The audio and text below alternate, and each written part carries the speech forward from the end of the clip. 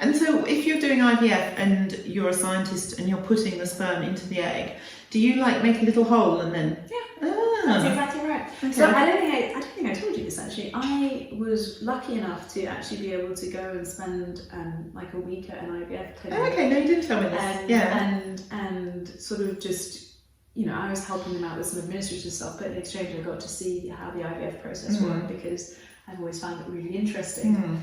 And so I got to watch how they do that. And yes, in ICSI as it's called, so when they obviously, you know this, there's different sort of forms of IVF that happen. But in the one where the sperm needs a bit more of a helping hand, this incredible thing happens where they use a little glass pipette to suck the egg onto the end of this glass pipette and hold it in place. Yeah.